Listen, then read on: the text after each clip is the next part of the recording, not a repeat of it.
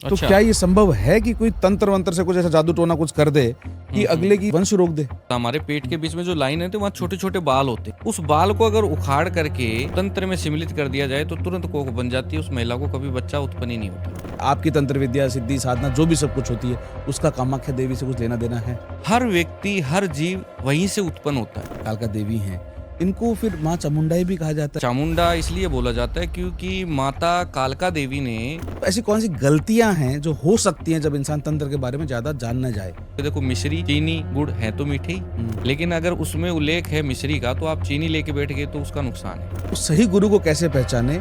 जिसके पास कुछ नहीं है वो दिखाएगा, लेकिन जो साधारण व्यक्ति होगा वही आपके कार्यों को सिद्ध करके देगा। मंत्र है या कोई जाप है जो उनको करना चाहिए जिससे उनमें और उनके बच्चों में क्रोध कम हो? सुबह ब्रह्म मुहूर्त में उठे और ब्रह्म मुहूर्त में उठ करके।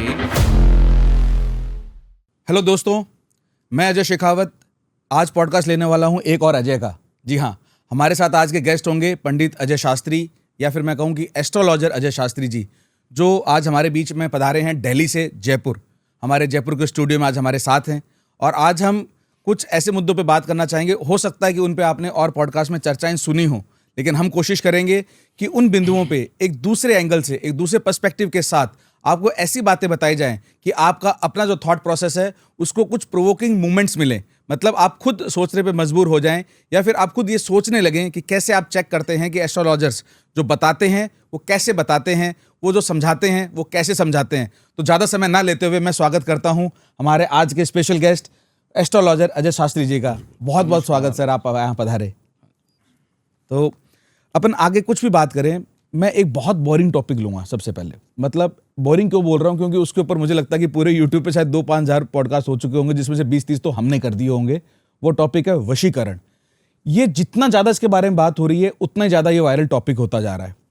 वशीकरण को आप अपने अनुभव के आधार पर कैसे डिफाइन करते हो कि आखिर वशीकरण क्या है, कि एक सामान्य से सामान्य आदमी को समझ में आ जाए?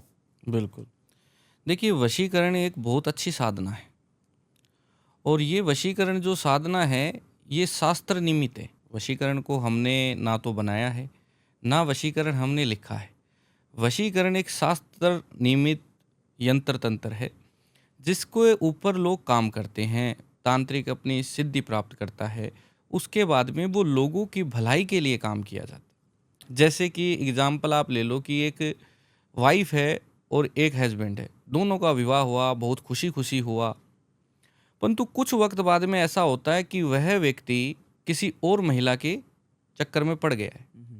अब उस महिला का क्या होगा जो उसके साथ ब्याह करके आई है, शादी करके आई है, उसके जीवन में तो दुख का पहाड़ टूट जाएगा, टूटेगा ना। बिल्कुल। तो उस दौरान उस महिला के पास में कोई रास्ता नहीं बचता, क्योंकि वो घर मायके जाने लायक नहीं रहती, क्योंकि उसको बच्चों से भी बहुत प्रेम है। गलत वो कर नहीं सकती क्योंकि उसके हस्बैंड गलत कर रहे हैं, तो वो ऐसा तो नहीं कर सकती वो भी गलत हो जाए। तो उस वक्त वो वशीकरण का सहारा लेती कि कैसे भी करके मेरे घर गृहस्थी बच जाए, मेरी जो फैमिली है वो बच जाए, मेरे बच्चों का जो सहारा है वो ना टूटे। इसलिए इस वशीकरण को किया जाता है और ये ईश्वर की देन है, क्योंकि जितने भी जो शास्त्र हैं जो लिखे हुए हैं वो शास्त्र किसने लिखे हैं? बड़े बड़े महर्षि मुनियों ने लिखे हैं, और वो जो शास्त्र हैं वो परमात्मा की दया और कृपा से ही लिखे गए हैं। तो उन्हीं के सार के ऊपर वशीकरण क्रिया सिद्ध करके करने से लोगों का भला होता है, उसमें कोई बुराई नहीं। तो इसको आपने जैसे बताया कि कितने नेक उद्देश्य के लिए ये चीज़ है, ये नेक उद्देश्य के लिए, बिल्कुल नेक उद्देश्य के लिए है। लेकिन इसको जो अनमैरिड कपल्स बोल लूँ, या मैं कहूँ कि जो युवा जो प्रेम प्रसंग में है, शादी नहीं हुई है, वो भी अपने प्रेम को पाने के लिए, या फिर मैं कहता हूँ कि प्रेम हुआ ही नहीं है, एक तरफा प्यार है, राइट। जैसे हमने भी कुछ पुराने पॉडकास्ट में सवाल किया, तो उसमें एक चीज मैंने नोटिस करी कि वो दोनों कभी साथ नहीं जाते। या तो लड़का जाता है, बोलता है मेरी लड़की चली गई है दूर, मतलब प्रेमी जा रहा है प्रेमिका के लिए, या फिर प्रेमिका जा रही है प्रेमी के लिए, वो दोनों साथ कभी नहीं आते। तो ये जो वाला मैटर है, आपने बताया जो नेक उद्देश्य है वो तो ठीक है शादीशुदा लोगों के लिए, बट ये जो है, मान लो कि मैं हूं, मुझे एक लड़की से प्यार हो गया, भला ही उस लड़की को मुझसे प्यार नहीं है और मैं उसका वशीकरण करवा रहा हूं, और मार्केट में दुनिया भर के ऐड चल रहे हैं, आपको तो पता ही होगा कि भाई यूं करा देंगे साहब, बोलो कौन सी चाहिए। तो मैंने तो एक पॉडकास्ट में कह ही दिया था कि एक फलानी एक्ट्रेस चाहिए। तो इस वाले मुद्दे पे आपकी क्या राय है? बिल्कुल, देखिए ये ऐसे नहीं होता है जैसे अपन सोचते हैं कि जैसे कि आप किसी से एक तरफा प्रेम करते हैं और आप चाहते हैं कि वो आपको इंसान मिल जाए, नहीं मिलेगा।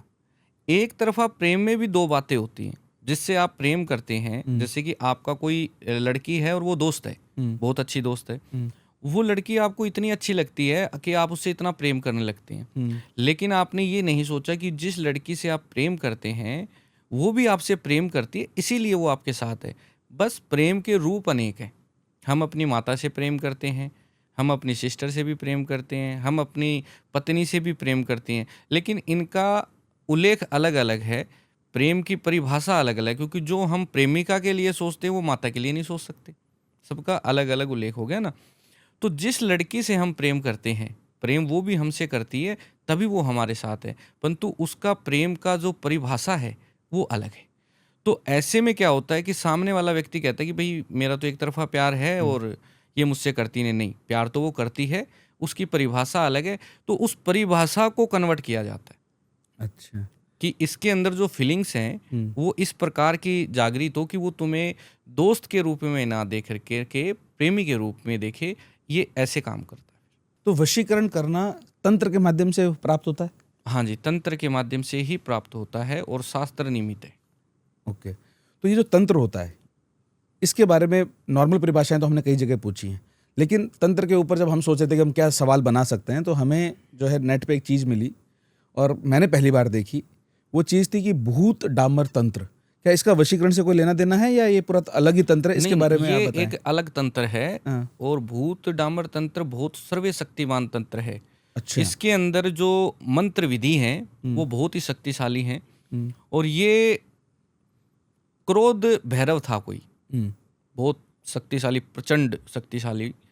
तो क्रोध भैरव ने भगवान शिव की साधना करके इस भूत डामर तंत्र को प्रकट किया था। और इस भूत डामर तंत्र की जो विद्या सिद्धि जो लोग करते हैं वो इसका ज़्यादातर उपयोग करते हैं कि ये एक ऐसी क्रिया है जिसके अंदर आप अपने जीवन के अंदर जो हमारी इच्छाएं होती हैं अंदर आत्मा की, और उसको जल्दी पाने के लिए, जल्दी हासिल करने के लिए इसके अंदर भूत डामर तंत्र का बहुत बड़ा रोल होता है। जैसे मुझे बहुत सारे पैसे चाहिए तो मुझे ये वाला तंत्र हाँ, करवाना चाहिए। जैसे भूत डामर तंत्र आपका, मान लो आपको पैसे चाहिए, आपको काम करना है कुछ, नहीं, काम वाम नहीं करना, सिर्फ पैसे चाहिए बहुत सारे। पैसे अगर आपको बहुत सारे चाहिए तो भूत डामर तंत्र आप जब करवाते हैं किसी के ऊपर, जैसे कि आप ये लगा लीजिए कि मेरे पास में आज से करीब 1-1.5 साल पहले एक लड़की थी जो गुड़गांव में रहती थी, और वो चाहती थी कि उसका जो बॉस है वो उस पर इस प्रकार फिदा हो जाए, इतना पागल हो जाए कि बस मैं जो बोलूँ वही हो।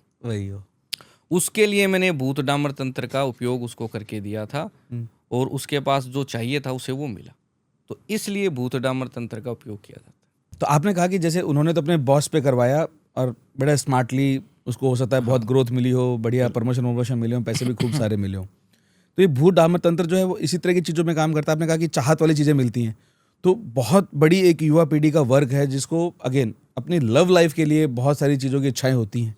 बिल्कुल राइट, क्योंकि हमने बचपन से बॉलीवुड में मूवी जो देखी है उसमें अधिकतर मूवियाँ वो देखी है जिसमें लड़का प्यार पाना चाहता है कैसे भी करके। तो ये भूत डामर तंत्र से या फिर किसी भी और तंत्र से लव लाइफ के जो अपने बेनिफिट्स होते हैं वो अवेल करने की इच्छाएं होती हैं, वो कैसे किया जाते हैं? देखिए, भूत डामर तंत्र जो है वो कई प्रकार से क्रियाएं करवाता है आपसे। जैसे अगर हम कोई भी तंत्र करते हैं तो जो हमारा सामने यजमान है उससे चीज़ें पूछते हैं हम क्यों करवाना चाहते हो। पहला सवाल होता है मेरा, क्यों करवाना चाहते हो, किस लिए करवाना चाहते हो।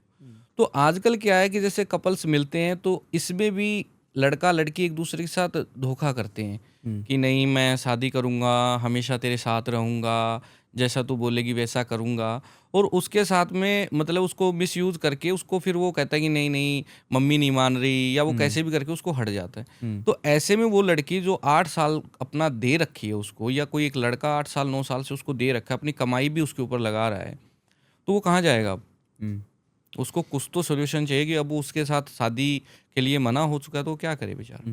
तो ऐसी परिस्थिति में भूत डामर तंत्र काम आता है जो आपको वो चीज़ हासिल करने में मदद करता है। लेकिन कई बार ऐसा कहते हैं ना कि चीज़ें कई बार प्रकृति और समय पे छोड़ देनी चाहिए, तो उसके खिलाफ जाके वो उसको हासिल करना चाहता है तो प्रकृति उसको नहीं रोकती? नहीं नहीं, देखो प्रकृति के ऊपर आप कुछ भी नहीं छोड़ सकते। अगर मैंने आज तक अपने जीवन में कोई भी बात की वो शास्त्र के विरुद्ध जाके नहीं की, शास्त्र में रह के कही है। अगर हम प्रकृति पे अगर सब कुछ छोड़ देते तो भगवान कृष्णा जब इस धरती पे आए तो वो प्रकृति पे छोड़ सकते थे, लेकिन उन्होंने नहीं छोड़ा। नहीं छोड़ा ना, उन्होंने युद्ध किया उस चीज़ के लिए, लड़ाई की, धर्म की जीत हुई, पाप का नाश हुआ। वैसे ही श्री रामचंद्र जी आए तो उन्होंने भी प्रकृति पे नहीं छोड़ा। प्रकृति पे आप कुछ नहीं छोड़ सकते। प्रकृति तो बदलाव चाहती है, प्रकृति मिलना चाहती है, तो आपको उसके ऊपर कर्म करना ही पड़ेगा। कर्म के बिना कुछ नहीं हो सकता। तो अपने तंत्रों की बात कर ही रहे हैं, तो आज तक के जितने पॉडकास्ट मैंने किए हैं उसमें मुझे ये चीज़ समझ में आया कि तंत्रों का गढ़, या फिर मैं कहूँ कि मोटा मोटी सबसे बड़ा गढ़ कामाख्या देवी का मंदिर माना जाता है।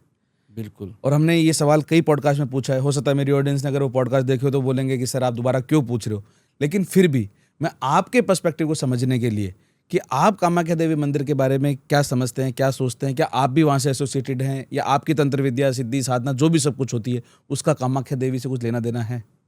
बिल्कुल, देखिए कामाख्या देवी तो मैं जाता ही रहता हूँ, और बिल्कुल तंत्र विद्या का गढ़ भी है। और वो इसलिए है क्योंकि जहाँ माँ कामाख्या देवी की पूजा होती है, वो पूजा एक उस अंग की है जो जननी है, वो प्रकृति को बनाती है। हर व्यक्ति, हर जीव वहीं से उत्पन्न होता है, ठीक है। तो इस वजह से वो गढ़ कहा जाता है, ओके। क्योंकि वहीं से आप उत्पन्न होगे।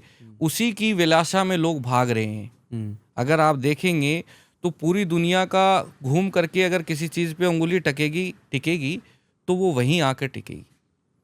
अच्छा। ठीक है। तो इस वजह से ये जो सारा तंत्र चलता है, ये जननी है, ये जननी माँ है। ये माँ है तो माँ आपके ऊपर सबसे पहले दया करती है मुकाबले पिता की। तो जब एक माँ को आप पूरे हृदय से पुकारते हैं तो आपकी आँख के आंसू टपकने से पहले तो माँ के ही आंसू टपक जाते हैं। इसलिए माता की साधना ज़्यादा करी जाती है। तो कामाख्या देवी मंदिर के बारे में, या उस परिसर के बारे में, या उस गांव के बारे में, उस पूरी जगह के बारे में कोई ऐसी कुछ बातें जो आपने खुद ने अनुभव की हैं, या आप श्योर हैं कि ये बातें सच हैं लेकिन जनरली आम जनता को पता नहीं है, जबकि बहुत पॉडकास्ट इस पे देखिए होते रहते कि, मैं बता दूं एक बात आपको कि कोई महिला की कोई इच्छा हो, हैं? कोई भी इच्छा हो, हम्म, और वो महिला माँ कामाख्या देवी के मंदिर चली जाए, हम्म, और ऐसा कुछ हो जाए कि वो माता के मंदिर में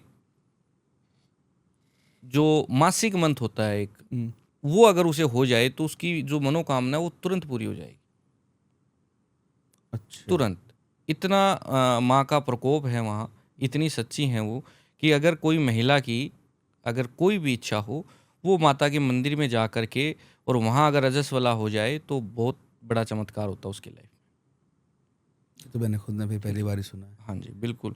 और मैं खुद वहाँ जाता हूँ तो एक अलग ही अनुभव रहता है। ऐसा लगता है कि मैंने फिर एक नया जन्म लिया, फिर एक नया जन्म लिया, ऐसा अनुभव होता है। और एक अलग सी ही फ्रिक्वेंसी शरीर के अंदर रहती है, एक अलग ही एनर्जी रहती है उस चीज़ को लेकर। ऐसा लगता है कि बस इसके आगे कुछ नहीं है। ऐसी कुछ चीजें होती है ना जो मतलब सामने वाला बताता है कि उसका ऐसा अनुभव हुआ, और हाँ। चलो ठीक है। तो अपने कामाख्या देवी मंदिर और उस मैं परिसर के बारे में समझा। यजमान जो मेरे क्लाइंट होते हैं उनको भी वहाँ लेके जाता हूँ, अपने साथ ही लेके जाता हूँ। और वहाँ अच्छा। बाई फ्लाइट दिल्ली से गए, गुवाहाटी उतरे और वहाँ से सीधा टैक्सी और माता कामाख्या के मंदिर, वहीं पे पूजा अनुष्ठान किया और वहाँ से माता के दर्शन किए और फिर वापस।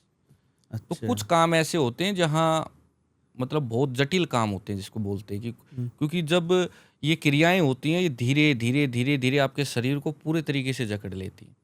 फिर आपके मन की नहीं चलती, वो क्रिया जो चलाएगी वैसे चलना पड़ता है आपको। तो ऐसी परिस्थिति में फिर वो उस व्यक्ति को, जब आप यहाँ से कोई काम कर रहे हैं और वो काम आपको फल नहीं दे रहा है, कभी दे रहा है कभी फिर चला जाता है, कुछ खास नहीं, तो फिर उसको वहीं लेके जाना पड़ता है। वहाँ ले जा करके उससे वो कर्म कराए जाते हैं। और फिर माता तो साक्षात वहाँ मौजूद है, तो फिर तो आपको पता है कि जिस तंत्र का काट होना वहाँ जाते ही वो तो वैसे ही हट जाता है। तो जैसे कामाख्या देवी का इतना आपने बताया कि इतना इफेक्टिव है, इतना सच में वहाँ पे ये सब काम करता है, इसके अलावा और कहाँ कहाँ आप लोग मतलब समस्याओं के हल के लिए जाना प्रीफर करते हैं? जैसे आपने बताया कि इश्यूज़ के लिए आप वहाँ भी जाते हैं, और भी कोई ऐसे गढ़ हैं? हाँ बिल्कुल, मैं काली घाट जाता हूँ, काली काली माता घाट, के। हाँ, ये कहाँ वहाँ पे है? पे कलकत्ता में। कलकत्ता में। हाँ जी, वहाँ पे भी जा कर के पूजा अनुष्ठान क्रिया जो क्योंकि कालों की काल महाकाली है। कोई भी व्यक्ति भूत प्रेत पिचास ये सब चीज़ें जो करते हैं, अब उन्होंने कर दिए तो वो नॉर्मली वो चीज़ें हटती नहीं हैं। तो उसके लिए अगर कोई साधना काम करती है, अगर कोई तंत्र काम करता है, तो वो फिर काली का ही करेगा। अच्छा। हाँ, क्योंकि राक्षसों का नाश करने के लिए ही काली उत्पन्न हुई है। जब एक राक्षस हुआ करता था बहुत भयानक शक्तिशाली, जिसका नाम था रक्त राक्षस। रक्त राक्षस ने सभी देवताओं को मारने के लिए कुछ ना कुछ हुड़दम मचाना शुरू कर दिया। देवता जब लोग परेशान हो गए, तब उन्होंने माँ जगदम्बा का आह्वान किया। आह्वान करने के बाद में माँ जगदम्बा प्रकट होती हैं और रक्त राक्षस को मारने की कोशिश करती हैं। अब रक्त राक्षस का क्या वरदान था, क्योंकि उसने बहुत भयानक था, बल था, शक्तियाँ थी, तो ब्रह्मा जी से उसने वरदान लिया था कि जहाँ मेरे खून की बूंद टपकेगी वहाँ एक और रक्त राक्षस प्रकट हो जाएगा। इसीलिए उसका नाम रक्त राक्षस था। मैं ये पूछने वाला था कि हाँ, अच्छा। इसीलिए उसका रक्त राक्षस रखा, और वो जहाँ जहाँ बूंदे गिरती वो प्रकट होते चले जाते। तो माँ जगदम्बा क्रोधित होकर के, जब बहुत ज़्यादा क्रोधित हो गई, तब जा कर के माँ कालका उत्पन्न होती है और वो उसका वध करना शुरू करती है और अपनी जीवा को पूरे तरीके से फैलाती है, और वो जितना भी रक्त राक्षस का रक्त होता है वो सारा का सारा माँ पी जाती और वहाँ पर रक्त राक्षस का नाश हो जाता है। इसलिए मैं माँ काली के जाता हूँ और ये भूत प्रेत पिशाच इनका नाश करती है। ये जो माँ कालका हैं, कालका देवी हैं, इनको फिर माँ चामुंडाई भी कहा जाता है कई जगहों पे, तो क्या ये सही है? बिल्कुल, ये चामुंडा इसलिए बोला जाता है क्योंकि माता कालका देवी ने चंड और मुंड दो राक्षस हुआ करते थे, उनका नाश करा था, तब इसको चामुंडाई बोलते। अच्छा, तो ये जो संघर्ष मूवी थी, ये कई साल पहले आई थी, इसमें आशुतोष राणा वो कुछ तो करता है, टकला हो जाता है, अक्षय कुमार उसको पकड़ने जाता है, तो ये मंत्र उच्चारण करता है कि ओम एम क्लीम चामुंडाय विच्चे, ऐसे करके जोर जोर से कर रहा होता है। तो वो सिर्फ मूवी की कहानी है कि सच में ये मंत्र कुछ है, ये काम करता हाँ, है? बिल्कुल, ये चामुंडाय का मंत्र है, क्योंकि चामुंडाय जो राक्षस थे चंडमुंड, उनको नाश किया था। तो जैसे आपने उनका नाश किया, वैसे ही हमारे अंदर कोई ऐसा राक्षस हो, ऐसी कोई विकृति हो, ऐसा कोई क्रोध हो, उसका आप नाश करें। कोई भी एक इंसान जिसको क्रोध बहुत आता हो, या फिर कोई ऐसे पेरेंट हमें देख रहे हो, उनके बच्चे को बहुत क्रोध आता हो, क्योंकि आजकल मैंने कई बार देखा है कई घरों में कई बच्चों के साथ कि छोटे छोटे बच्चे हैं मुश्किल से 5-7 साल के, लेकिन उनको क्रोध बहुत आता है, चाहे वो मोबाइल को लेने के लिए हो, चाहे कुछ और चीज़ पाने के लिए हो, क्रोध बहुत आता है। तो क्या वो खुद अपने क्रोध को कंट्रोल करने के लिए या अपने बच्चों के क्रोध को कंट्रोल करने के लिए कोई उपाय है, कोई इस तरह का कोई मंत्र है या कोई जाप है जो उनको करना चाहिए, जिससे उनमें और उनके बच्चों में क्रोध कम हो, कंट्रोल्ड हो? बिल्कुल, बिल्कुल, इसके अंदर क्या है कि अगर किसी के साथ में ऐसी चीज़ें हो रही हैं, तो वो सुबह ब्रह्म मुहूर्त में उठे और ब्रह्म मुहूर्त में उठ कर के बिल्कुल रीढ़ की हड्डी सीधी और अलाथी पलाथी मार के आराम से बैठे, कोई आसन लगा करके, और बहुत ही मन से, आत्मा से, जोर जोर से अंदर तक एक ही जाप चलता है, ओ। फिर आप अप जाओगे, फिर डाउन आओगे। इससे आत्मा की पूरे तरीके से शांति होती है, शुद्धि होती है। सिर्फ एक ओम के जाप से अच्छी तरीके से करने से ये चीजें हो ओम सकती ही इस प्रकृति का निर्माण करता है। अच्छा, ओम से ही सब कुछ है। और खत्म कौन करता है? ओम ही खत्म ओम ही करेगा, खत्म करता है। ओम ही बनाएगा। ओम ही अनंत है। हाँ, ओम ही अनंत है। धारणा होती है ना कि ये बोला मतलब ये, जैसे बचपन से मैंने सचिन को देखा, सचिन तेंदुलकर को देखा, तो मतलब ऐसा रहा कई साल तक कि कोई क्रिकेट बोलता है तो सबसे पहले सचिन का नाम दिमाग में आता है। बिल्कुल। आज की पीढ़ी के लिए हो सकता है विराट कोहली का आता हो, राइट? ऐसे ही जब भी कोई इंसान बोलता है तंत्र, तंत्र बोलते ही दिमाग में 2-3 जगह आती है, शमशान, गुफा या आश्रम, इस तरह की चीजें आती हैं। सच में क्या आना चाहिए दिमाग में? और पर उससे पहले ये बताएं कि यही 3 चीजें क्यों दिमाग में आती हैं? देखिए, जो व्यक्ति तंत्र करवाता है, उसको तो उस चीज़ से कोई मतलब नहीं है कि भाई वो गुफा में जाएगा या कहीं आश्रम में जाएगा, उसको उस चीज़ से मतलब नहीं होता। ये चीज़ें क्या होती है, जब कोई कर्म कर रहा होता है, जो तंत्र करने वाला व्यक्ति है, उसको वो सिद्ध करने के लिए उसको अंदर से ऊपर तक अपनी उन एनर्जियों से कनेक्ट होना पड़ता है, और कनेक्ट होने के लिए वो शोर शराबे से दूर जाएगा और वहाँ जाएगा जहाँ पॉजिटिविटी और नेगेटिविटी का वास हो। अगर कोई पॉजिटिव काम करना है तो उसके लिए उसे पॉजिटिव ही ढूंढेगा वो जहाँ मिले, और नेगेटिव अगर काम करना है तो वो ऐसी जगहों पे जाएगा जहाँ नेगेटिविटी हो, जैसे उल्लू हो, ये मकड़ियाँ हों, जाले हों, जहाँ नेगेटिविटी उत्पन्न हो जाती है अपने आप, तो वहाँ पर वो बैठ के वो नेगेटिविटी के लिए क्रिया करेगा। अच्छा। इसलिए वो इस तरीके की जगह ढूंढता है। पर एक आमजन के दिमाग में कभी भी अगर कोई सुनता है तंत्र, तो वो क्या कोशिश करेगी, उसके दिमाग में क्या विचार आए, क्या किस तरह की इमेज आए दिमाग में? जब कोई व्यक्ति अगर ये सोचता है कि तंत्र क्या है, तंत्र कोई डरने वाली चीज़ नहीं, ओके। तंत्र के बारे में कोई तंत्र के लिए रील देखने वाली चीज़ नहीं, तंत्र को आप जानो, तंत्र को आप समझो कि आखिर तंत्र होता क्या है। तंत्र कोई खराब चीज़ नहीं है, बुरी चीज़ नहीं है, आपको ज़रूरत है उसे समझने की, आपको तंत्र से डरने की ज़रूरत नहीं है। परंतु हर चीज़ का एक अपना काम होता है कि वो ये काम करेगी। तो जिस तरीके से मान लीजिए अगर लोग क्या करते हैं कि कुछ लोग बताते हैं, आपने देखा होगा कि आपके नींबू के ऊपर नाम लिखिए फिर काट दीजिए, मैं नहीं बताता किसी को, ये कर लीजिए, केले पे नाम लिख लीजिए। भैया वो व्यक्ति घर गृहस्थी वाला है, जॉब वाला है, वो ये सब करेगा तो उसका पहली बात तो होगा क्या, वो कुछ कर भी नहीं सकता ना। क्या कर सकता, वो नाम लिखेगा, केला काट देगा, नींबू काट देगा, उससे क्या होगा। ये काम सिर्फ वो व्यक्ति कर सकता है जिसने अपनी सिद्धि कर रखी हो, मंत्र विद्या जानता हो, मंत्रों पे जिसने काम किया हो, वो करे ये तो फल देगा। अब वो आप उसको कह रहे हो इलायची पे नाम लिखो और फिर एक ये मंत्र बोलो और फिर उसको खा लो, उससे कुछ नहीं होगा, बल्कि उससे नुकसान ही होगा। क्योंकि आपने शास्त्र में से एक मंत्र उठा के तो उसे दे दिया है, लेकिन उस मंत्र को किस नक्षत्र में पढ़ना है, किस दिशा में पढ़ना है, किस तिथि में पढ़ना है, ये आपने उसको बताया नहीं है। अब वो बेचारा सीधा साधा आदमी वो मंत्र पढ़ता रहेगा पागलों की तरह, और उसको फिर उसका नुकसान भुगतना पड़ता है। पॉजिटिविटी नेगेटिविटी तो होती है ना दुनिया के अंदर। आप एक चीज़ को सीधा चल रहे हो, आप उल्टा चलोगे तो आप गिर भी सकते हो। बिल्कुल। आप नीचे देख के चलने की बजाय ऊपर देख के चलोगे तो भी आप गिरोगे। तो इन सब चीज़ों को समझने की ज़रूरत है, तंत्र डरने की चीज़ नहीं। ठीक है, तो आपने कहा कि डरने की जरूरत तो नहीं है, समझने की जरूरत है, लेकिन जी। एक आम जन है, वो अगर तंत्र के बारे में जानने की कोशिश करे तो कहाँ पे जाके वही चीज़ों का ध्यान रखे कि ये गलतियां मुझे नहीं करनी है जब मैं तंत्र के बारे में जान रहा हूँ, या कुछ कई बार कुछ उपाय पता चलता है, आदमी के साथ चुपचाप करके देख लेता हूँ, क्या पता फायदा हो जाए। तो ऐसी कौन सी गलतियां हैं जो हो सकती हैं जब इंसान तंत्र के बारे में ज़्यादा जान न जाए? वो सारी चीज़ें एक शास्त्र के अंदर नियमित रूप से लिखी होती हैं। हम्म, जब आप एक शास्त्र लेंगे हम्म, जिसमें तंत्र होता हो, हम्म, तो वो सारी चीज़ें उसमें लिखी होती हैं। हम्म, आपको वो चीज़ें समझनी होंगी। जैसे हम भगवत गीता पढ़ते हैं, वैसे ही आप भूत डामर तंत्र ले आओ, वैसे ही पढ़ लो आप। हम्म, लेकिन आपने भगवत गीता की लाइन को एक बार पढ़ा, हम्म, फिर आप उसको दोबारा पढ़ोगे, हम्म, तो आप उनके शब्दों के अंदर इतना खजाना है कि आप जितनी बार उसे पढ़ोगे आपको कुछ नया सीखने को मिलेगा वहाँ से। हम्म, तो वो चीज़ें जब आप शास्त्र को पढ़ रहे हैं, तंत्र को पढ़ रहे हैं, तो उसमें सारी विद्याओं का उल्लेख है। तो उन विद्याओं को उसी प्रकार करना होता है। अगर आप किसी चीज़ को गलत तरीके से ले लोगे, देखो मिश्री, चीनी, गुड़ है तो मीठे ही, हम्म, लेकिन अगर उसमें उल्लेख है मिश्री का तो आप चीनी लेके बैठ गए तो उसका नुकसान है। अच्छा। आपको मिश्री ही लेनी है। हम्म, लेकिन कुछ लोग ऐसे जो मिश्री को भी चीनी ही समझते हैं, हम्म, लेकिन मिश्री आयुर्वेदिक है, चीनी आयुर्वेदिक नहीं है। अच्छा। तो ऐसे ही ये तंत्र का होता है, इन्हीं सब चीज़ों को ध्यान रखना है। इस तरह की गलतियां नहीं करनी। हाँ बिल्कुल, तो वो फिर उसका गलत प्रभाव देगी। आपने आमजन के लिए राय दी, लेकिन जब भी पहली बार इस तंत्र की दुनिया में जब आपने प्रवेश किया होगा, उससे पहले आपके मन में किस तरह के विचार आए कि आप इस वाली फील्ड के अंदर, या मैं कहूँगी इस क्षेत्र में आप आगे बढ़ते चले गए? मेरे मन में कोई ख्याल नहीं था, क्योंकि मेरे जो दादाजी थे वो तंत्र करते थे। अच्छा।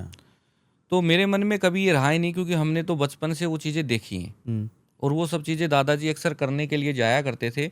मेरे को आज भी याद है कि एक व्यक्ति था, उसके घर में ना बदबू आया करती थी, हम्म, बहुत ज़बरदस्त तरीके से बदबू आती थी। बहुत से आज केस मेरे पास आते हैं कि बीड़ी की बदबू आ रही है, स्मेल आ रही है, इस तरीके की आती है। तो उसमें क्या है कि मसाणी की क्रिया करी जाती है। जो मसाणी तंत्र करा हुआ हो किसी के घर में भूत प्रेत का, तो वहाँ पर ये चीज़ें कन्फर्म है कि वो आएंगी ही आएंगी।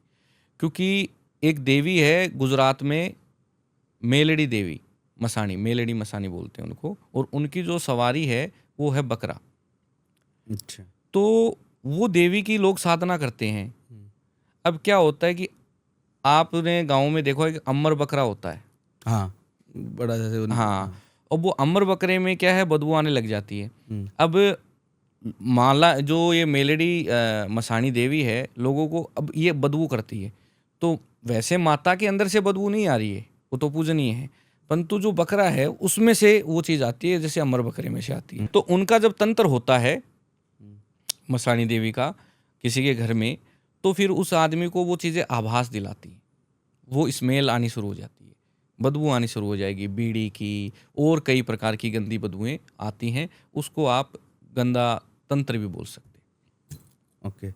तो मैंने सवाल इसलिए पूछा क्योंकि जनरली क्या होता है कि आदमी का थोड़ा बैकग्राउंड पता चलता है तो उसके बाद में वो ये चीज़ समझा पाता है। मान लो कि मुझे अब कुछ करवाना तो है, मैं समस्या में हूँ, पर मुझे एक सही गुरु पहचानना है, क्योंकि मैंने जैसे पहले भी बताया कि खूब ऐड आते हैं, खूब तरह के पॉडकास्ट भी हो रहे हैं, सोशल मीडिया पे अब हर चीज़ की अवेलेबिलिटी हो चुकी है।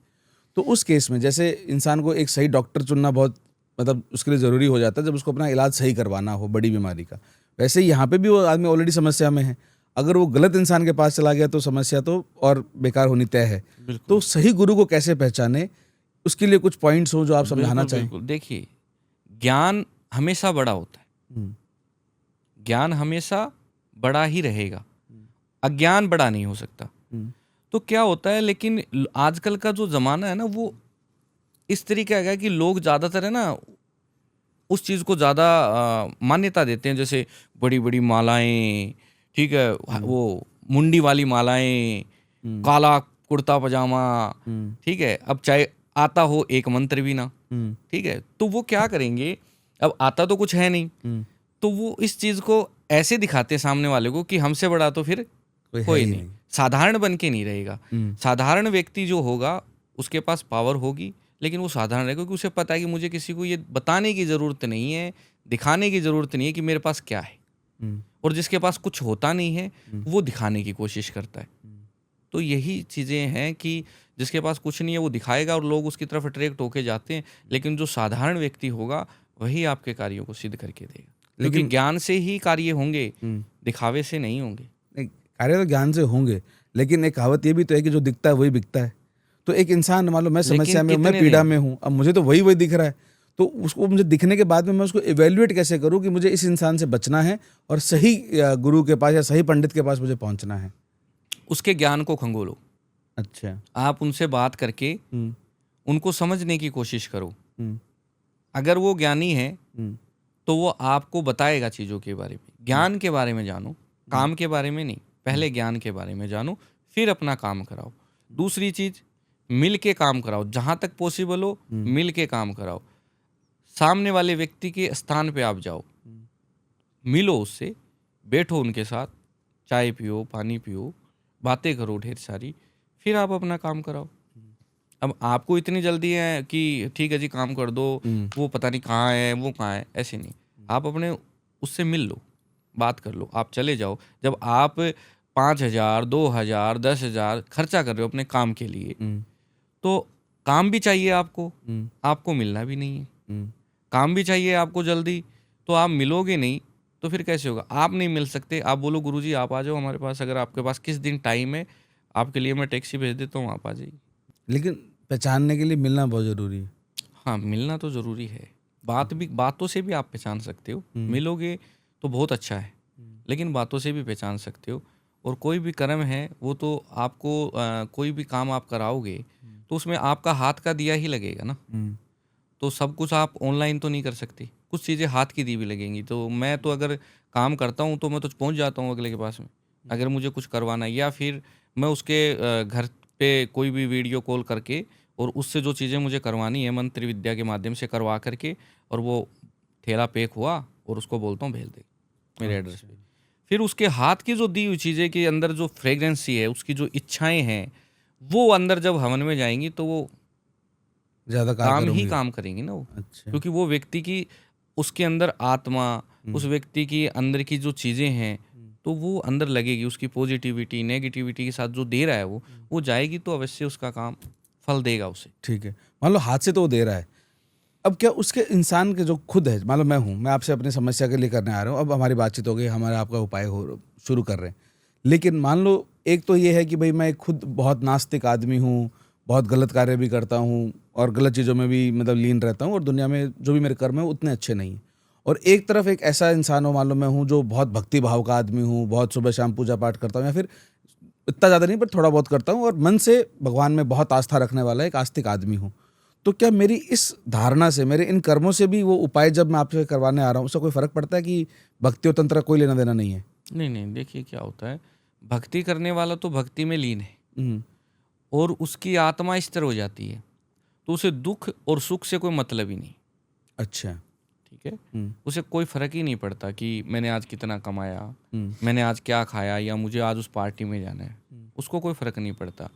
जिस व्यक्ति का मन भक्ति में नहीं है, जिस भक्ति का के अंदर उसको लीनता नहीं है, और उस इच्छाएं बहुत है उसके अंदर, इच्छाएं जागृति बहुत है, तो जब इच्छा जागृति वाले के लिए ही तो तंत्र बना है ना, क्योंकि उसको सब कुछ चाहिए, जल्दी जल्दी चाहिए। अच्छा। भक्ति वाले को तो कुछ चाहिए ही नहीं, उसको तो भगवान का नाम चाहिए।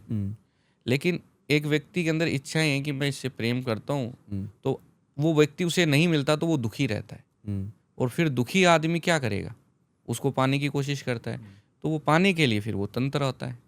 इसी प्रकार से तंत्र होता है। अजय शास्त्री जी, आपने बहुत सारी चीज़ें बहुत अच्छे से समझाई, बहुत पेशेंस से समझाई। आपके जो बोलने की शैली है वो भी बहुत शालीन वाली है कि हाँ, बहुत प्यार से समझा रहे हैं, शब्द एकदम क्लियर निकल के आ रहे हैं। लेकिन अब यहाँ से थोड़ा सा मूवी में कहते हैं ना, क्लाइमैक्स लेके आते हैं। मतलब आपने कहा कि ये सब आपने किया है, करते हैं, उपाय करते हैं, सबकी मदद करते हैं। अब मेरा सवाल ये है कि कोई ऐसा केस जो बहुत हाल ही में आपने सॉल्व किया हो, जिससे किसी परिवार के अंदर खुशियाँ वापस आई हों, या कुछ खुशहाली उनके घर में आई हो, कुछ अच्छा हुआ हो, बट जितना हो सके, मतलब जो चीज़ आप रिवील नहीं कर सकते कोई बात नहीं, लेकिन जो चीज़ें हुई जैसे हुई, क्या पता किसी और के जीवन में ऐसा हो रहा हो, तो वो भी बिल्कुल, बिल्कुल। आपसे मदद ले सके। देखिए क्या है कि सॉल्व तो मैंने बहुत सारे केस किए हैं। फिलहाल एक केस चल रहा है, उसके बारे में बता देता हूँ। वो कुछ 10% सॉल्व हो गया है, उसमें अभी थोड़ा लगेगा टाइम, महीना 1.5 महीने का टाइम लगेगा, अभी चल ही रहा है वो। मेरे स्थान पे आए थे वो, दिल्ली में रोहिणी में रजौरी गार्डन से एक लड़का आया कि गुरुजी मेरे को ना कुछ, मेरे को ऐसा लगता है मेरे ऊपर कुछ है, मुझे चीज़ दबाती है, और मैं जब सो जाता हूँ, चाहे दिन में सोऊं चाहे रात में सोऊं, तो मेरे साथ में क्या फिजिकली घटना होती है कुछ। अच्छा। ठीक है, ऐसा लगता है कि मैं फिजिकल हो गया हूँ किसी के साथ में, और फिर सुबह मेरा बदन टूटता है। मैंने कहा ठीक है, उसका मैंने उतारा फेरा किया, पूजा करी, फिर मैंने बोला कि ठीक है, तू मेरे पास जो है सबकी घर की फ़ोटो भेज दे और मैं चेक करूँगा। तो बोला कि गुरुजी हम कल आ ही जाएंगे आपके पास में। मैंने ठीक। तो उसकी माता, बहन, उसका एक भाई और उसके पिता, और वो खुद आई। तो पिता का तो कुछ वैसे था नहीं, क्योंकि उसके सिर्फ काम धंधे की प्रॉब्लम थी, तो वो मैंने उनका अलग से कर दिया था। लेकिन उस लड़के के साथ, उसकी सिस्टर के साथ, उसकी माता के साथ बहुत बड़ा प्रॉब्लम चल रहा था, क्योंकि वो जो चीज़ लड़के के साथ हो रही थी, वो कुछ टाइम बाद में उसकी माताजी के साथ भी हो रही थी, और वही चीज़ फिर उसकी बहन के साथ भी हो रही थी। तो फिर जब मेरे को ये चीज़ पता चली, तो मैंने सबको अलग अलग बिठा के तरीके से मैंने उनसे पूछा कि भाई किस तरीके की क्या क्या आपके साथ घटना घटती है। तो उन्होंने बड़े विश्लेषण तरीके से, प्रेम से मुझे बताई कि इस तरीके की चीज़ें। तो अब मैंने उनका काम चला रखा है, तो मैं उनका उतारा फेरा भी करता हूँ। उनको अभी जमुना जी में भी ले जाके पूजा करवाई थी उनकी। अब जो ये अपना शनिवार आएगा, इस शनिवार को मुझे उनके घर में जाके भी पूजा करनी है, क्योंकि वो प्रेत बाधा में आ गया, क्योंकि उसके साथ में गंदी चीज़ें हो रही हैं इस वक्त। तो फिर हम, जैसे मैंने काली घाट का, कलकत्ता का आपको बताया, उनको मैं कलकत्ता भी लेके जाऊंगा और वहाँ पे भी उनकी पूजा करूंगा। तो ये भूत प्रेत पिशाच ये हमेशा क्या करते हैं, गलत काम करते हैं, शरीर को तोड़ देते हैं, बुरी आत्माएं होती हैं, गंदी आत्मा, क्योंकि उनको ये इतने बुरे होते हैं, जो अकाल मृत्यु के अंदर जो व्यक्ति मरता है एक्सीडेंट में, समय इनको क्या होता है कि शरीर तो मिलता नहीं है, और जब ये किसी और के शरीर में प्रवेश हो जाए तो फिर ये शरीर को छोड़ते नहीं है, तो इनको क्या करना पड़ता है, इनका मोक्ष होता है फिर। अच्छा। तो ये शरीर क्यों छोड़ेगा, वो शरीर तो नहीं छोड़ेगा, उसको तो आनंद आ रहा है दूसरे के शरीर में, परमात्मा उसको शरीर दे नहीं रहा है, तो वो क्या होगा फिर उसका, तो वो शरीर नहीं छोड़ेगा जल्दी से, तो वो दूसरे को परेशान करेगा, धीरे धीरे धीरे वो आदमी खत्म हो जाता है फिर। तो उसका अगर टाइम रहते काम करा जाए, पूजा अनुष्ठान से उस चीज़ को उतार करके, और फिर उसको नष्ट कर दो, उसका मोक्ष कर दो। तो अगर मान लो किसी इंसान के जीवन में इस तरह का कुछ घट रहा है, तो ऐसी क्या बॉडी में सिम्टम्स आए कि वो फिर लेट ना हो जाए? जैसे कहते हैं ना कि भाई अगर आपके शरीर में इस तरह के सिम्टम्स लक्षण आ रहे हैं, तो आपको इस तरह की बीमारी हो सकती है, आप डॉक्टर के पास जाएं। ऐसे ही इस तरह की चीज़ें अगर उसके साथ या उसके परिवार में के साथ हो रही हो, तो ऐसे कौन से लक्षण है जिसको देख के समझ में आ जाना चाहिए कि भैया या तो अजय शास्त्री जी के पास चलो या किसी और पंडित जी के पास चलो? क्योंकि देखिए उसमें ये होता है कि आप दवाई भी लोगे तो दवाई काम नहीं करेगी। आप महीना 2 महीना 3 महीना 6 महीने से दवाई ले रहे हो, दवाई काम ही नहीं करेगी उसके अंदर। और अगर किसी के कर भी रही है थोड़ी बहुत, तो वो कोई खास असर नहीं रहेगा। आप दवाई ले रहे हो इतना थोड़ा ठीक है, फिर बाद में काम नहीं करेगी वो। तो ऐसी परिस्थिति के अंदर क्या होता है कि आपको आपका शरीर खुद ही बताता है कि यार ये मेरे साथ हो क्या रहा है। एक दिन हो जाएगा, चलो हो गया, खान पीन की वजह से हो गया, 2 दिन हो गया, कुछ और हो गया, लेकिन कंटिन्यू अगर आपके साथ में कुछ हो रहा है, या तो आप बिल्कुल ऐसे हो जाओगे किसी से कोई मतलब नहीं, अपनी एक दुनिया में चले जाओगे आप, सुन्न एकदम। या फिर कुछ आप हरकतें करने लगोगे, या घर में कोई व्यक्ति इस तरीके की चीज़ें करने लगेगा जो आप देखोगे उसको कि यार ये नॉर्मल तो नहीं है, तो फिर आप उसे लेके आओगे, मिलोगे तो उसका हो जाएगा। तो जैसे आप कह रहे हैं कि अभी आपने जमुना जी लेकर गए, अभी आप उनके घर पे भी जाएंगे, कुछ पूजा पाठ भी करेंगे, तो घरों के अंदर अगर ऐसा कुछ गलत हो रखा है, तो इंसान के शरीर का तो हमने समझ लिया, बट घर के अंदर कुछ ऐसा कर रखा हो, तो क्या इंसान अपने लेवल पे कुछ भी करके पता कर सकता है कि मेरे घर में कुछ गलत हो रखा है, किसी ने कुछ कर रखा है? हाँ बिल्कुल, मंत्र विधि से पता लग जाता है। जब आप कोई काम को करते हैं, कंटिन्यू काम करते हैं, तो वो वहाँ कुछ ना कुछ ऐसी चीज़ें होती हैं जो आपको ये फील कराती कि हाँ हाँ यहाँ कुछ है। तो कुछ मंत्र को के आप जाप करते हो, ठीक है, तो वहाँ वो चीज़ होगी तो पता लगेगी। भूत प्रेत में आप हनुमान जी का हनुमान चालीसा होता है, तो वो भी आप कंटिन्यू उसको जाप कर सकते हो। वो तो मैंने लगवा ही रखा उनका कि ये तो चलता ही रहे। अच्छा, ठीक है, बाकी तो मैं करूँगा आगे। ओके। बहुत सारे उपायों में ये बताया जाता है कि या तो हनुमान चालीसा चला दो, सुंदरकांड करो, हाँ तो जी। सिर्फ इंसान खुद पढ़े वो ज़्यादा इफेक्टिव होता है, या फिर सुंदरकांड पे चला के छोड़ दे घर में स्पीकर चला पे? के छोड़ने से भी एनर्जी मिलती है। मिलती है? हाँ, खुद पढ़े बहुत अच्छा है, लेकिन उसको चला के भी रखोगे आप तो भी उससे बहुत एनर्जी मिलती है। क्योंकि इसीलिए तो कहा ना भगवान ने कि भूत पिशाच निकट नहीं आवे, महावीर जब नाम सुनावे। तो वो तो महावीर हैं, बालियों की बलि के बलि हैं, तो उनको कौन समाप्त कर सकता है? क्योंकि कुछ अगर आप देखें तो कुछ ऐसी देवी देवताएं पृथ्वी पे आज भी मौजूद हैं जो हमेशा रहेंगी।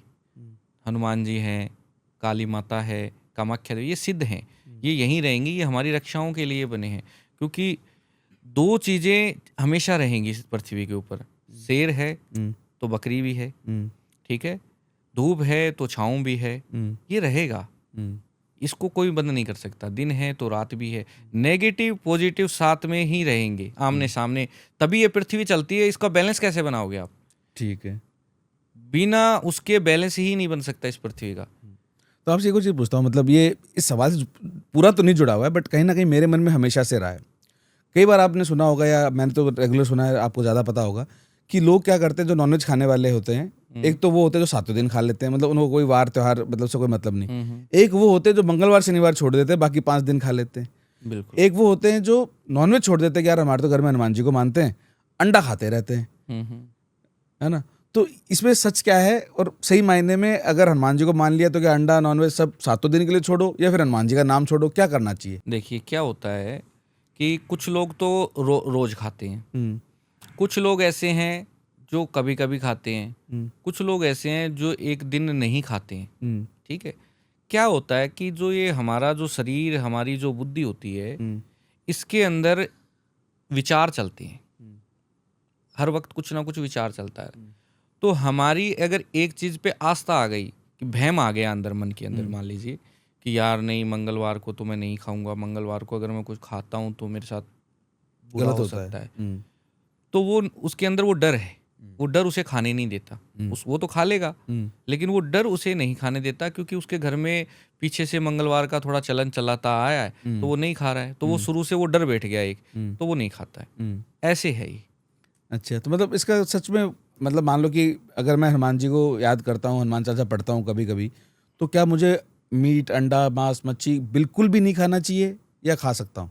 देखिए वो आपकी आत्मा और इच्छा पे निर्भर करता है। हम्म, अगर आपको कोई चीज़ खाने का मन है हम्म, और बहुत ज़्यादा मन है, हम्म, तो आप एक मान लीजिए कि आपको मांस खाना है हम्म, और वहाँ कोई व्यक्ति बना रहा है और आपकी बहुत ज़्यादा इच्छा हो रही है उसे खाने की, तो आपकी इच्छा अगर उस मांस को खाने की हो रही है बहुत ज़्यादा, तो खा तो आपने लिया ही है। अच्छा, अब तो आप अपनी इच्छा को मार रहे हो सिर्फ। आपकी आंखों ने, दिमाग ने, हम स्वाद को महसूस करते हैं। हाँ, आपको एक आम दिखेगा, अरे यार कितना अच्छा आम है, कितना मीठा होगा, तो वो खा तो चुके हो आप, फिर तो आप अपनी इंद्रियों की पूर्ति करने के लिए उसे गले में डाल रहे हो, बाकी खा चुके हो आप उसे। ऐसा ही ये चीज़ें होती हैं। तो आप छोड़ने वाला, खाने वाला, नहीं खाने वाला आदमी के अंदर वो आएगी नहीं, वो चीज़ की नहीं, पता ही नहीं है मुझे उसके बारे में। ओके, अब जिसको पता ही नहीं है तो वो खाएगा ही क्या? लेकिन जिसके अंदर इच्छा ही जागृत हो गई, तो वो तो खा ही चुका है फिर उसको। तो पंडित जी, जैसे अपन काफ़ी सारी बातें तो करते हुए आ रहे हैं, लेकिन एक और सवाल है, क्योंकि हम लोगों ने हमारे ही स्टूडियो में और दूसरों के स्टूडियो, दूसरे के पॉडकास्ट में भी हमने देखा है, लेकिन वो देखा क्या, वो बात की बात है, पहले पीछे चलते हैं। जब मैं बड़ा हो रहा था, तो कोई कुंभ मेला लगा या कोई इस तरह की बड़ी चीज़ें होती थी तो वहाँ पे न्यूज़ वाले कवर करने जाते थे। नागा साधु बहुत मुश्किल से दिखते थे, तो अलग अलग ऐसे नाम होते हैं, नागा साधु, अघोड़ी, है ना, ऐसे करके। तो बस कभी कभार इनका कहीं ना कहीं मतलब कवरेज आती थी और हमें पता चलता था। बट जब से हम सोशल मीडिया की दुनिया में आए हैं, स्पेशली पॉडकास्ट की दुनिया में आए हैं, आज राम जाने कितने ही पॉडकास्ट चैनल पे कितने ही घोड़ी बाबा लोग आ रहे हैं, पॉडकास्ट दे रहे हैं, हमने भी किए हैं, ठीक है। लेकिन आपका क्या मानना है कि पहले ये इतने सारे थे, मैं बच्चा था मुझे नहीं पता था, या आज सच में ये सारे के सारे बाहर आ गए हैं, कोई आंदोलन कर रहे हैं? सत्य क्या है? देखिए क्या है कि अघोरी तो पहले भी थे, आज भी हैं, परंतु अघोर का मतलब क्या है? अघोर एक बहुत बड़ी साधना है जो तंत्र में लिप्त होती है। अच्छा। और वो गुप्त रहस्य होते हैं, गुप्त रहस्य के अंदर ही वो तंत्र चलता है। और अघोर का क्या मतलब है कि अघोर बाहर नहीं आता, वो गुप्त रहता है, हमेशा गुप्त रहेगा। वो ये नहीं कहेगा, जैसे आजकल तो आप, मैं देखता हूँ ब्रॉडकास्ट पे बहुत अघोरी आ गए, उनको आने की जरूरत नहीं, उनको इस दीन से, दुनिया से, पैसे से, फैमिली से कोई मतलब ही नहीं है, इसीलिए तो वो अघोरी बने। वो अच्छा। अपनी एक दुनिया में रहते हैं, ना बाहर आते हैं ना कहीं जाते हैं। कुंभ का मेला जब लगता है तब वो आते हैं, स्नान करते हैं, फिर लुप्त हो जाते हैं। वो अघोरी हैं। यहाँ आके बैठ करके जो कह रहे हैं हम ये करते हैं, हम ये खा जाते हैं, मांस खा जाते हैं, मदिरा, वो अघोरी कैसे हो सकते हैं? अघोरी एक ऐसी साधना है जो वो भगवान शिव की लीला में ही लुप्त हैं, उनकी साधना में लुप्त है। उनको मतलब ही नहीं है ब्रॉडकास्ट से, उसको मतलब ही नहीं है दीन दुनिया से, वो शहरों में आते ही नहीं है, ना उनके पास कुछ है। वो अपनी एक दुनिया में पैदल घूमते हैं, पैदल खाते हैं, चिलम पीते हैं, मस्त रहते हैं। वो आएंगे ही नहीं, आएंगे वो ही आपसे नहीं। बात ही नहीं करेंगे। अच्छा। अघोरी होगा तो वो आपसे बात ही नहीं अगर करेगा, हमें पॉडकास्ट में सच में किसी असली घोड़ी को बुलाना हो तो नहीं आएगा, आएगा ही नहीं। बिल्कुल नहीं आएगा। अब वहां जाके कर लें तो कर देंगे। वहां पे भी कुछ हद तक वो जो सवाल पूछ लो आप तो मान जाए, नहीं तो चिमटा तैयार है उनके पास। चिमटा तैयार है, छिपा हाँ। देंगे गर्मा गर्म। बिल्कुल। मेरे अघोर जी के पास मैं जाता था पहले, हाँ। बहुत अच्छे विचार उनके, लेकिन हमने भी चिमटे खाए उनसे, क्योंकि अच्छा। वो उनकी एक साधना है, वो साक्षात भगवान के रूप में ही होते हैं। वो इस दुनिया से मतलब ही नहीं है, झूठ सच किसी चीज़ से उनको कोई मतलब नहीं है। जो इंसान अपने तन पे कपड़ा नहीं डालता, उस इंसान को क्या मतलब इस दुनिया से, ठीक है। लेकिन उनकी साधना बहुत प्रबल होती है, उनकी शक्तियाँ बहुत प्रबल होती है। कई बार कोई ऐसा काम होता है तो उनसे मिलते हैं, उनसे कुछ विद्या लेनी होती है तो वो भी हम लेके आते हैं, लेकिन वो यहाँ ऐसे घूमते नहीं है, वो आपसे बात नहीं करेंगे। मैंने इतने सारे जो है पंडित, एस्ट्रोलॉजर, घोड़ी, सब का मैं पॉडकास्ट करते रह रहा हूँ, लेकिन एक सवाल है जो मैंने पूछा नहीं, क्योंकि ये घटना मुझे सुनाई दी नहीं। अभी वीकेंड है तो अभी मैं कल परसों अपनी मम्मी से बात कर रहा था और हमारी रिश्तेदारी में मुझे पता चला कि एक मैरिड कपल है, 2 साल हो गए, उनके बच्चा नहीं हो रहा। तो ऐसे कोई बात चली तो मम्मी बता रही थी कि पता नहीं, वो तो ऐसे बोल रहे हैं कि हमारी बहू पे किसी ने कुछ तंत्र मंत्र करवा दिया है, इसलिए नहीं हो रहा, क्योंकि उनकी बच्चों दोनों, मतलब बहू और बेटे की दोनों की रिपोर्ट एकदम सही है। तो क्या ये संभव है कि कोई तंत्र मंत्र से कुछ ऐसा जादू टोना कुछ कर दे कि अगले की जो भी आप कहो कि मतलब वंश रोक दे? बिल्कुल बिल्कुल ऐसा संभव है। मेरे पास एक केस आया हुआ भी था और वो मैंने पूरा भी करके दिया है। डॉक्टर की रिपोर्ट ओके होगी, सब कुछ ओके होगा। कई बार आप डॉक्टर पूछे कि जी हम दवाई ले रहे हैं, सब कुछ ओके, फिर बच्चा क्यों नहीं हो रहा? लेकिन नहीं होगा, क्योंकि उसमें क्या है, कोख तंत्र के माध्यम से बांधी जाती है। तो कोख जब बनती है तो जैसे कोई महिला है, महिला के जैसे पैर की मिट्टी हो गई, बाल हो गया, और ज़्यादातर तो मैंने जो चीज़ें देखी हैं, जो पेट होता है, हमारे पेट के बीच में जो लाइन है तो वहाँ छोटे छोटे बाल होते हैं ना। उस बाल को अगर उखाड़ करके या किसी सोते वक्त किसी को हल्का सा काट करके और तंत्र में सम्मिलित कर दिया जाए तो तुरंत कोख बन जाती है। उस महिला को कभी बच्चा उत्पन्न ही नहीं होता। मतलब या तो धूल, मतलब पाँव की पैर धूल की मिल धूल जाए, ले लो, हाँ, बाल मिल सर जाए, के बाल मिल या फिर जाए, ये लाइन वाली जो हाँ, यहाँ जो का नीचे छोटा जो बाल। पेट होता है नाभि के पास में, तो हर व्यक्ति के ही बाल होते हैं, महिलाओं के भी यहाँ पे होते हैं बाल। अगर उस बाल को, एक बाल को भी अगर थोड़ा सा काट करके अगर तंत्र में लगा दिया तो 1101% उसकी कोख बन जाती है, फिर उसके बच्चे नहीं होते। सब कुछ अच्छा। रिपोर्ट ओके होने के बावजूद भी। और इसका सॉल्यूशन भी है आप लोगों के हाँ, पास में? फिर वो खोली जाती है। कई बार जलने वाले लोग होते हैं कि इनका वंश ना चले, कुछ वो कहते हैं ना कि अपना ही कोई ऐसा होता है भविष्य जो चाहता है कि भाई नहीं, इसका वंश खत्म हो जाए, ठीक है, इसका वंश ना आए। बहुत होते हैं ऐसे लोग, ठीक है, जो अपने ही परिवार के अंदर अपने परिवार का बुरा चाहते हैं। तो ऐसी परिस्थिति में उसकी वो तंत्र विद्या खोल करके वो पक्का जो है गर्भवती बनेगी माता रानी की कृपा से। ओके, तो मतलब दोनों तरफ की चीज़ हो सकती है कि अगर किसी ने बांध दी तो खुली भी जा सकती है। बिल्कुल, मतलब समस्या और समाधान दोनों हैं। दोनों है। ऐसा ये होता तो भी है। प्रकृति ने बनाया ना, समाधान भी प्रकृति ने बनाया है। धूप बनाई है तो उसके साथ छाई भी बनाएगी। धूप की जरूरत हो तो धूप में जाओ, छाँव की जरूरत है जब छाँव में जाओ। तो ईश्वर ने हमें सब कुछ ही दे रखा है। तो अजय जी, मैंने आज मतलब जो डिस्कशन अपनी तरफ से कोशिश की, अपने मन के सवालों को ज़्यादा पूछने की कोशिश की। मैं वो ट्रेडिशनल वशीकरण, ट्रेडिशनल लव लाइफ वापिस से करना, उनको टच तो ज़रूर किया, लेकिन हमने उस दिशा में ना जाके कुछ फ्रेश अपने सवालों को और जवाबों को रखने की कोशिश की। और मुझे बहुत अच्छा लगा कि आपने भी मतलब जिस स्टाइल में उन चीज़ों के जवाब दिए कि भाई कुछ लोगों में होता है ना कि मैं ये कर देता हूँ, मैं ऐसे कर देता हूँ और मैं ये कर दूंगा। आपने वो सब करने की बजाय आपने वो कॉन्फिडेंस दिया लोगों में, जो भी ऑडियंस देख रही होगी, कि अगर उनके जीवन में इस तरह की चीज़ें हैं तो उनको लगा होगा कि हाँ, आज एक सेंसिबल एस्ट्रोलॉजर से हमने समस्याओं के बारे में समझा, उनके समाधान के बारे में समझा। तो मेरा तो एक्सपीरियंस आज का बहुत अच्छा रहा। और आप लोगों से भी मैं रिक्वेस्ट करूंगा कि अगर आपको इस पॉडकास्ट को देखने के बाद में अगर ऐसा ही लगा हो या दूसरी तरह से लगा हो कि नेगेटिव भी लगा हो, तो भी आप अपनी राय, अपना फीडबैक कमेंट सेक्शन में ज़रूर लिख के जाना। और अगर आपके पास में कुछ सवाल हैं जो आप पंडित जी से पूछना चाहते हैं, आप कमेंट सेक्शन में भी पूछ सकते हैं, आप इनको डायरेक्ट कॉन्टैक्ट करके भी पूछ सकते हैं, ताकि आपको अपने सवालों के समाधान मिलें, जवाब मिलें और आपका जीवन भी खुशहाली से भरा रहे। इन्हीं सब उम्मीदों के साथ में मैं आपका बहुत बहुत धन्यवाद देता हूं कि आप आज पधारे दिल्ली से और हमें इतना समय दिया। जय माता की। मुझे भी बहुत अच्छा लगा आपसे मिलके, और इसी तरीके से मिलते रहें और सबके मन की बात बांटते रहें, दुख सुख हमेशा कटता रहे, इसी में सबका भला है। जय माता दी।